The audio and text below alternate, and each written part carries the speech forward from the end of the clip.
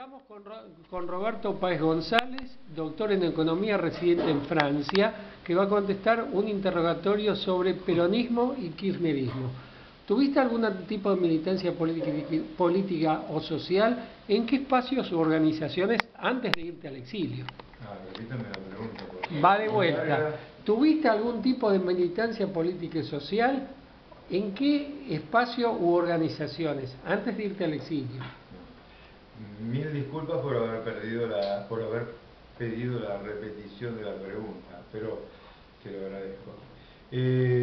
Sí, empecé a militar en 1961, a fines, la Juventud Peronista.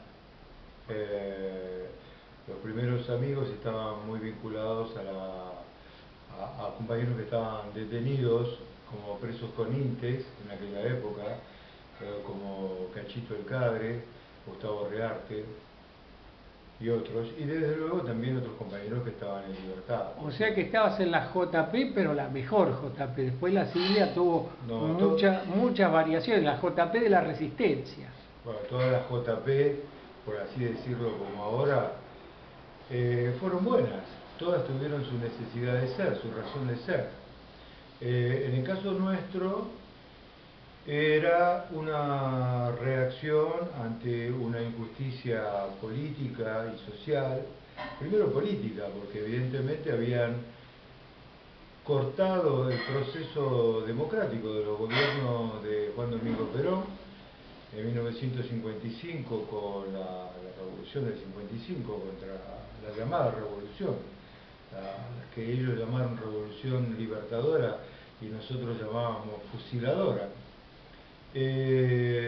Bueno, sí, exactamente, fue la sensación de haber perdido un líder que desarrollaba una tarea política en beneficio del Estado argentino y del pueblo trabajador, la sensación de haber perdido una seguridad, en el sentido de la seguridad que podíamos tener de la justicia social en aquella época. Habíamos perdido también la posibilidad de hablar libremente de las personas que queríamos, como Perón, Eva Perón, el peronismo, el justicialismo y demás, eso estaba prohibido. Yo recuerdo que cuando tenía 11 años cayó Perón y a los 12 años empezaba a estudiar en la escuela secundaria y mi padre, que era peronista también, me dijo: vos no vas a decir que nosotros somos peronistas. Así que quiere decir que uno no se podía expresar libremente. Además está decir que existió el decreto 4161 y otros elementos que de todas maneras no impidieron que la gente conservara el retrato de Perón atrás de otros cuadros. Ahora vienen dos preguntas que ya de algún modo las has respondido, así que podemos pasar rápido. ¿Cómo te definís ideológicamente y cuál es tu posición frente al peronismo? ¿Ideológicamente sos peronista o con otras fuentes que integran tu pensamiento? Porque evidentemente tu formación es peronista, así que la pregunta 3 está contestada. Es una identidad política que no es tampoco excluyente, porque hay que decir que en el momento actual yo me siento particularmente o principalmente kirchnerista. Es decir, yo no concibo que hoy los argentinos que han ansiado regresar a la democracia para la justicia social y para la inserción latinoamericana del país sean otra cosa que kirchneristas. O sea que estarías de acuerdo con una paráfrasis de Lenin consistente en decir el kirchnerismo fase superior del peronismo. Podría estar de acuerdo con muchas cosas de Lenin, pero creo que no viene al caso. Lo que importa no, fue una paráfrasis. A mí Lenin es un personaje histórico. A mí también me fascina el personaje de Robespierre, y no es porque le cortara la cabeza a otros, también se la cortaron a él. No, lo que pasa es que no podemos, digamos... Pero bueno, no podéis dejar de convenir que el método del doctor Guillotín para combatir el dolor de cabeza era un método eficiente. A nadie más le dolía la cabeza. Algunos lo consideraron un progreso, desde luego. Pero el caso es que en aquel tiempo, vamos a ver si puedo utilizar el espacio para hablar de dos cosas, era una reacción contra la monarquía absolutista. Nosotros también tuvimos una reacción contra la monarquía absolutista en España y en América, contra la monarquía absolutista española. Y también tuvimos una revolución, la Revolución de Mayo, que tenía un programa social por parte de algunos de los revolucionarios, no de todos, pero por parte de algunos de esos revolucionarios como Moreno, Castelli y otros, había una idea, un programa de liberación de los indios, de los esclavos, de salir de la servidumbre indígena. Volviendo a nuestra época y volviendo a la pregunta sobre el peronismo representó sobre todo eso, volver a una sensación de justicia social. Y el kirchnerismo no puede existir sin el peronismo, que es su antecedente más inmediato, una base de sustentación y un gran poder simbólico. Pero desde luego que el peronismo sin el kirchnerismo correría el riesgo de ser encasillado, visto o utilizado a la manera de algunos personajes deleznables como Carlos Saúl o como Duhalde el Mago. Ahora que acaba de fallecer Eduardo Luis Duhalde, a quien aprovecho para hacer un homenaje, debo decir que él, desde la época de las defensas de los militantes perseguidos por Ortega Peña, ha tenido una trayectoria coherente y se ha permanecido fiel a las convicciones, y esa fidelidad a las convicciones es un reflejo también de algunos de nosotros, viejos militantes peronistas, que tenemos unas razones muy importantes para ser kirchneristas hoy. Bien, ¿cómo interpretás el 2001? 2001 es primero que nada el fracaso del modelo neoliberal. Es también el fracaso de ciertos neoperonismos, porque al fin y al cabo el de Carlos Saúl fue una especie de neoperonismo. Una diferencia, los neoperonismos siempre eran territoriales y minoritarios, mientras que el menemismo fue mayoritario en el peronismo durante mucho tiempo. Pero fue un peronismo sin Perón. Fue un peronismo sin Perón. El kirchnerismo no es un peronismo sin Perón. El kirchnerismo es un peronismo con Perón, pero como Perón no está, es un peronismo de la actualidad. Tampoco es un peronismo puramente dogmático, puramente continuador mecánico de lo que fueron las conquistas peronistas. Es un continuador que renueva la relación entre la práctica política de independencia y de justicia social con las trayectorias no solo del peronismo en ese caso, sino también otras trayectorias anteriores que, como diría Hernández Arregui, atraviesan las generaciones, es decir, como una conciencia nacional que se organiza en forma transversal en el tiempo. La década de los 90, la década de los 90, la época de auge del neoliberalismo, ¿modificó algo tu percepción de la realidad? ¿Se metió un poco en tu conciencia o vos te pusiste siempre de punta contra el neoliberalismo? Yo viví en Francia mucho tiempo porque soy un exiliado, fui un exiliado, y la época en la que Menem fue presidente de la República para mí era una vergüenza. Bien, o sea, la verdad no se puede sufrir con eso. No se puede negar que tú diste una respuesta contundente. ¿Y para qué otra? La pregunta es sobre tu percepción. Vos juzgás la pertinencia de una u otra respuesta. En el 2013 había mucha gente que temía un balotaje entre Carlos Menem y López Murphy. Nótese que yo no participo de la creencia general que trae mala suerte nombrar a Menem. Tal vez porque estoy apoyado sobre una mesa de madera, pero no creo en nada de eso. Yo lo menciono siempre y nunca tuve mayores consecuencias por eso. Se temía un balotaje entre Menem y López Murphy. ¿Vos temías esa posibilidad? Pienso que la política es una cuestión de realidades, que la política no es una cuestión de escenarios fantásticos y tampoco es una cuestión de imaginarse cómo lo pueden ver en Europa o en Alaska. Nosotros tenemos que partir siempre de la realidad nacional, desde luego utilizando todas las evoluciones y las más ricas evoluciones del pensamiento humano. Rousseau, Marx, Aristóteles, todos. Tenemos que concitar a todos para que nos ayuden a ganar. Pero ¿quién es el que tiene que ganar? El que tiene que ganar es el pueblo argentino. Los que tenemos que ganar somos los pueblos latinoamericanos, que hemos estado sometidos a la colonización española y después a las semicolonias impuestas en la época del capitalismo, o sea, desde que somos países independientes.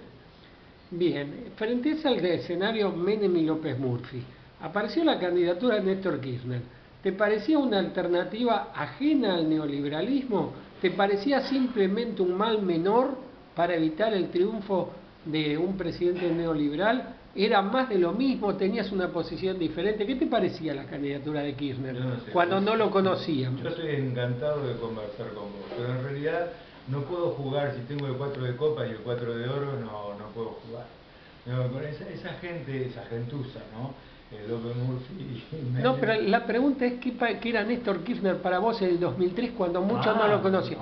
¿Era la continuidad de lo mismo? ¿Era una alternativa distinta? ¿Era un mal menor? No, bueno... Yo lo voté a Kirchner porque pensé que era el mal menor para evitar que juegue en la segunda vuelta Menem y López Murphy. Yo no tenía ninguna expectativa. A mí me parece que hiciste muy bien. A mí me parece que hiciste muy bien, como hizo muy bien toda la gente que lo votó. Creo que es lógico que algunos no lo votaran porque muchos no lo conocíamos.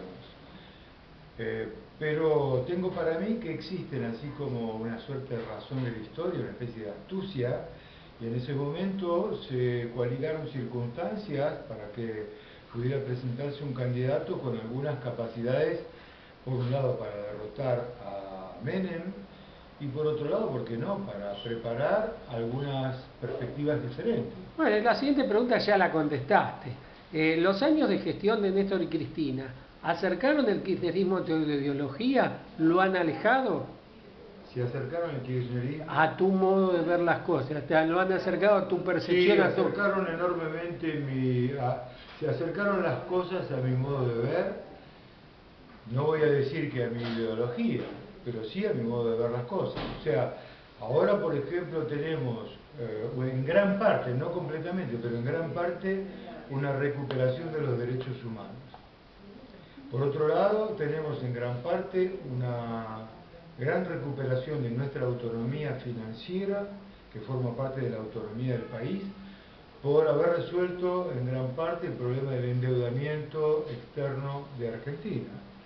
Por otro lado, tenemos una serie de medidas en el orden de la justicia social. Vaya un ejemplo lo de la asignación universal por hijo. Y por supuesto una serie de indicadores también van en el mismo sentido. Tenemos un crecimiento permanente de hace 9 años.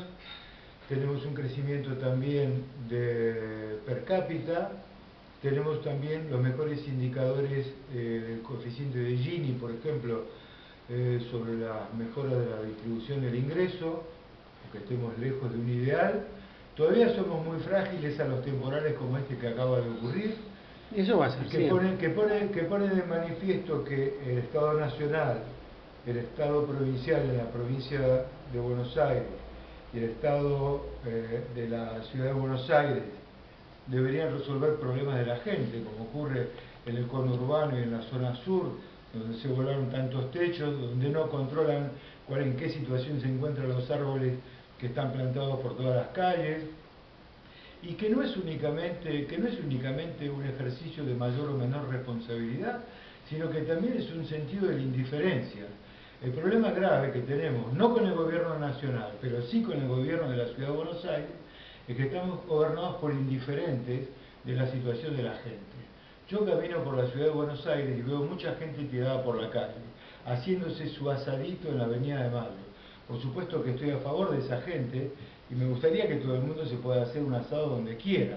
Lo que pasa es que esos asaditos son asaditos hechos en condiciones de precariedad y contra la voluntad de la gente, porque la gente no tiene casa, porque la gente no puede mandar a los chicos a la escuela y porque la gente no tiene trabajo. Todavía estamos en esa situación. Todavía nosotros, apoyando a este gobierno kirchnerista, tenemos que resolver estos problemas. Hablando del kirchnerismo, ¿el kirchnerismo depende del liderazgo de Cristina Fernández o pensás que se ha formado una fuerza que trasciende a la figura de sus principales dirigentes? Como que pueda tener un desemboque orgánico. De una manera general, con los ojos cerrados, los gobiernos populares dependen de sus líderes. Hay que pensar una cosa, acá cuando tuvimos la Organización Nacional, que en los manuales de la escuela de 1860 a 1880, era la Organización Nacional en función de la oligarquía, en función de la oligarquía gobernante en Buenos Aires o de una coalición de oligarquías en el resto del país, como fue con Roca. Entonces, en esa época los doctorcitos eran intercambiables, pero nosotros, el pueblo, cuando tenemos un líder, lo tenemos que conservar porque no tenemos líderes todo el tiempo. Cristina lo llama sintonía fina. ¿Cómo? Cristina lo llama sintonía fina. ¿Cuál te parece que, en tu opinión, que son los grandes objetivos que tiene que lograr el gobierno K en su tercer mandato, que está en curso? Lo que me parece a mí puede ser cierto o no. Los que gobiernan están en una posición de responsabilidad y no deben estar en una posición de indiferencia. En cuanto a eso no me cabe ninguna duda. Cristina no está de ninguna manera en una posición de indiferencia y Cristina está totalmente en una posición de responsabilidad. Pero ella es la que puede saber, los que gobiernan pueden saber, yo no puedo saber bastante. Sin embargo, creo que hay algunos indicios que el Estado tiene que sanear sus cuentas de modo tal de disminuir los subsidios, de modo tal de aumentar los impuestos. Subrayo esto, aumentar los impuestos. Y, por ejemplo, contener una fuga distributiva irracional, me parece que son preceptos que ella ya ha invocado. En realidad deberías haber dicho aumentar los impuestos a los más poderosos, porque también una forma es aumentar los impuestos aumentando el IVA o aumentando lo que pagan los trabajadores. Ni lo pensaba. Aumentar los impuestos a quienes tienen ganancias extraordinarias porque son muy grandes y extraordinarias porque en la circunstancia actual se lo pueden permitir, por las dos razones. Entonces tienen que contribuir mucho más. ¿En qué medida el kirchnerismo es una continuación del peronismo y en qué medida lo ha enriquecido? ¿Qué hay de común con el viejo peronismo en el kirchnerismo y qué hay de nuevo en el kirchnerismo con relación al viejo peronismo? Empecemos por decir que el mundo no empezó con el peronismo y tampoco va a terminar con el kirchnerismo. O sea que hubo cosas antes y habrá cosas después.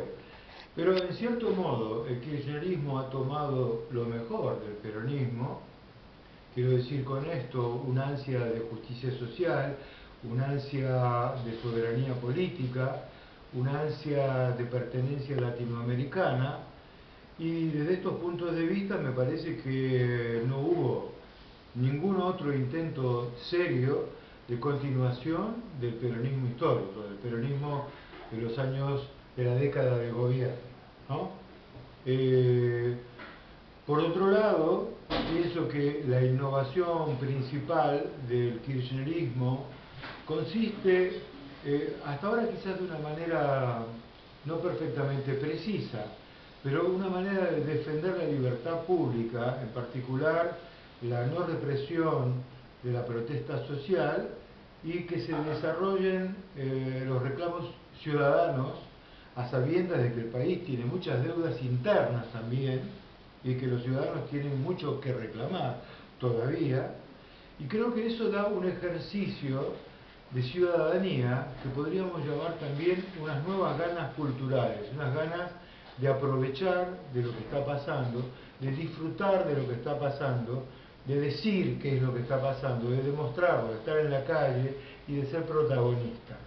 Bien, ¿cuál es para vos la relación entre el kirchnerismo y la izquierda no peronista o la izquierda que no se referencia con el movimiento peronista?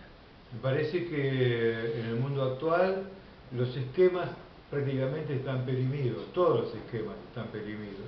Es decir, que si consideramos el peronismo como esquema, el peronismo también estaría perimido. Si consideramos al kirchnerismo como esquema, algo que es tan nuevo, sería puramente dogmático. Y los otros esquemas, vengan de la izquierda o de los nacionalismos, me refiero a los mejores nacionalismos en este caso, también están perimidos si no intentan adaptarse a las circunstancias actuales.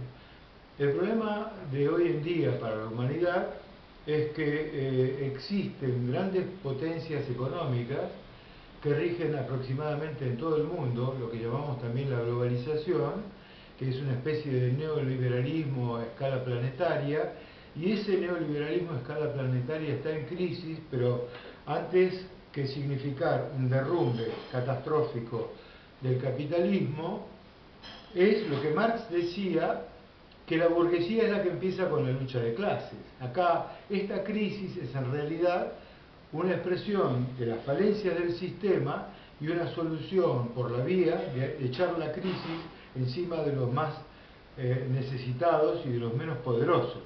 Así que la crisis se manifiesta en forma diferente en países como Bolivia, Argentina, España o Francia, pero se manifiesta. Entonces, por ejemplo, en Bolivia evidentemente plantea problemas para el gobierno boliviano, pero el gobierno boliviano es un gobierno popular y tiene unas soluciones populares para enfrentar la crisis. En España hay un gobierno que no es popular, entonces la crisis se descarga sobre el pueblo y los que gobiernan en España intentan dorar la píldora para que los pueblos se traguen que la solución de Rajoy y de la fuste es la mejor solución. Y en Francia pasa lo mismo.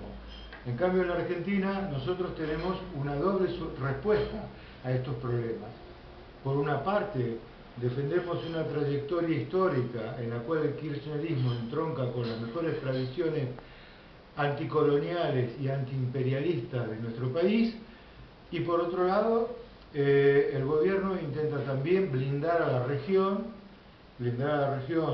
por su trabajo en el Mercosur, por su trabajo en el UNASUR, por su papel en el G20, por su papel ideológico, en la producción ideológica del gobierno, que no olvidemos que a veces nuestra presidenta se organizan algunos actos en los cuales ella se dirige directamente a toda la población y da elementos de juicio, como por ejemplo lo hizo el 11 de marzo del año pasado, en la que decía: cuando se acercan a nosotros no les pregunten de dónde vienen, pregunten si están de acuerdo con la asignación universal por hijo, etc. Y ahora yo soy de los que esperan el próximo acto de fines de abril, en el cual va a hablar la presidenta y no dudo que nos va a dar orientaciones. Bueno, no quiere decir que todo dependa de las orientaciones de la presidenta, pero algunas cosas dependen de la orientación de la presidenta. Y otras cosas dependen de nuestra perspicacia, y otras cosas dependen de nuestro compromiso y de nuestra lealtad. Bien, ¿cómo te parece que se puede hacer una comparación entre dos figuras históricas como la de Néstor Kirchner y Juan Perón? Creo que los hombres tienen que ser juzgados por lo que hacen en su momento, ¿verdad? A mí me parece, la figura de Perón es muy controvertida porque estuvo vigente durante muchas décadas en el país, que fue un mérito de él, pero fue también un mérito de los antiperonistas. Son los antiperonistas, con su cerrazón, los que hicieron también que nosotros tuviéramos una obcecación popular. Y la figura de Perón, en los vaivenes de varias décadas, tuvieron momentos mejores y momentos menos buenos. Creo que al pueblo argentino le interesa sobre todo recordar los mejores momentos de Perón y apropiarse de los mejores momentos de Perón. Y también pienso que el pueblo argentino va a tener la misma perspicacia con Kirchner, va a tratar de apropiarse de los mejores momentos del kirchnerismo. Todavía a lo mejor es demasiado pronto para saber de qué momento del kirchnerismo el pueblo se va a apropiar, pero sin duda en el futuro va a apreciar este ambiente de libertad que existe en el país, me refiero a la libertad política, a la libertad de expresión, a pesar de que haya algunos grandes medios que tienen una posición completamente deleznable y reprochable, como el diario Clarín, el diario Nación, el diario Perfil, u otros que persisten en dar una imagen negativa de todo lo que pasa en el país, o de ser prácticamente aliados del pensamiento proimperialista, como es en el caso de las Malvinas, ¿no? En el caso de la Nación fue muy marcado. En el caso de la Nación Nación. parecía un vocero de Inglaterra el día del 2 de abril. En el caso de aquellos famosos 17 intelectuales que también consideraron que la política actual de la presidenta no es oportuna. Nosotros tenemos que ver que no solo que América es para los americanos, sino que Latinoamérica es para los latinoamericanos, y que nuestro territorio es un atributo de nuestra independencia. Es decir, que nuestro territorio ha sido ganado por una revolución que fue inspirada por aquellos liberales del siglo XIX que estaban contra el despotismo absoluto, en la época de Carlos IV y Fernando VII, y que somos herederos de esas tradiciones de libertad y de otras tradiciones libertarias que vinieron a espaldas de los trabajadores a fines del siglo XIX, a principios del siglo XX, y también somos tributarios del peronismo histórico y del peronismo revolucionario y de unos movimientos sindicales que algunos de nuestros militantes, como Jorge Di Pasquale, Horacio Mujica, Alfredo Ferraresi, Raimundo Ongaro en su época y otros, llamaron sindicalismo de liberación. Un tema que se va a volver a poner sobre el tapete porque hoy por hoy vamos a tener también el problema de la renovación de las autoridades de la CGT, y las autoridades de la CGT las renueva la gente de la CGT. Es decir, que de todas maneras hay que pensar que los muchachos dentro de sus organizaciones tienen que saber resolver sus problemas. Es un poco curioso que algunos líderes intenten marcar públicamente la agenda de la presidenta solicitándole audiencia. Va de suyo que, ¿por qué no?, la presidenta podrá darle audiencia en su momento al nuevo secretario general de la CGT, aun si fuera el mismo que es en la actualidad.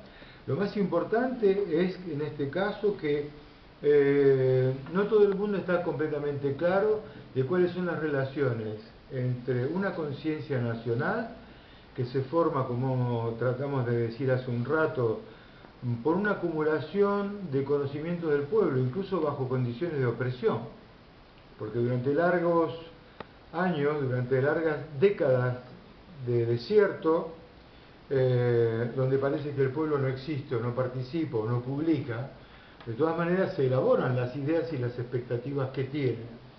Por eso Perón pudo decir, cuando nosotros hicimos un programa, el pueblo ya estaba preparado, y es verdad.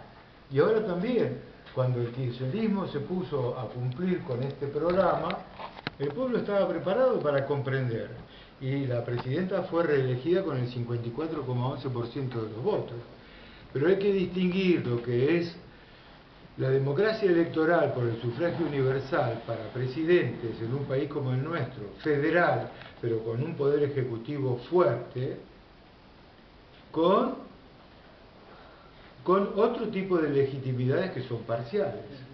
Así que tenemos por un lado lo que es la conciencia nacional, que se forja a través de múltiples determinaciones en la práctica social popular, no suficientemente estudiada por los historiadores.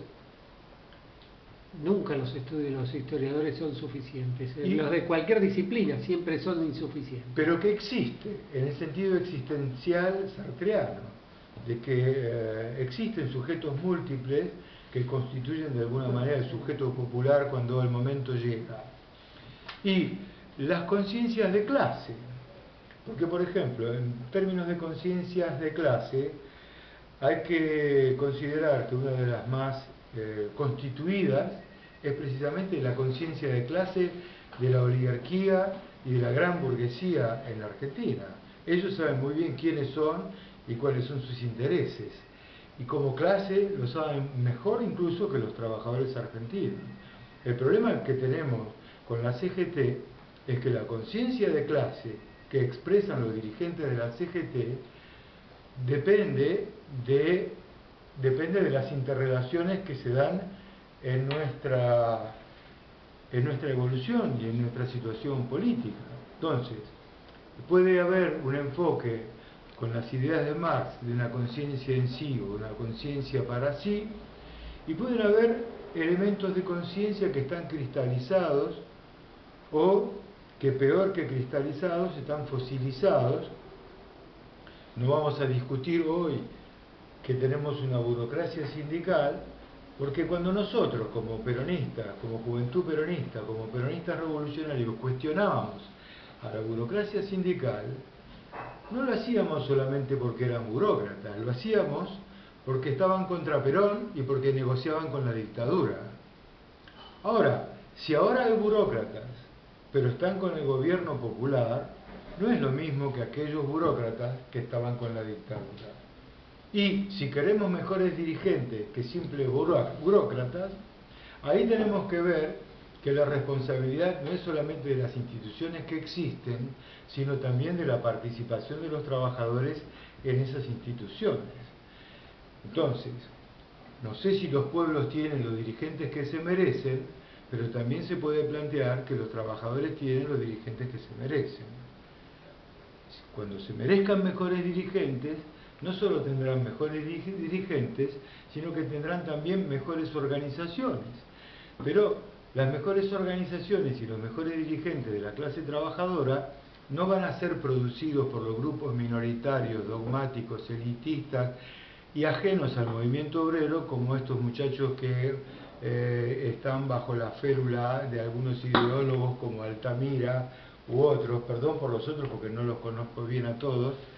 Es imposible, porque cuando conoces a todos los partidos de izquierda ya se cindieron y hay nuevos partidos. Es una tarea realmente ímproba conocer a todos los partidos de izquierda y a sus dirigentes. Ese es el problema que hay con estos grupúsculos que están en los extremos de la extrema izquierda y que en realidad convencen a los muchachos de cosas que después los muchachos tienen que cambiar cuando son más grandes. Bien, la última pregunta, Roberto. Bueno, dentro de todo menos mal, porque... No sé si el interrogatorio fue muy largo no. o tal vez vos fuiste verborrágico en tu respuesta, que como no es un reportaje constreñido en un cierto espacio, no hay ningún problema. Bueno. ¿Te parece que el proceso argentino desde Néstor y Cristina está en consonancia con los mejores procesos latinoamericanos? Sí, afirmativamente, sin ninguna duda. No quiere decir esto que no se puedan hacer cosas mejores, eso quién sabe.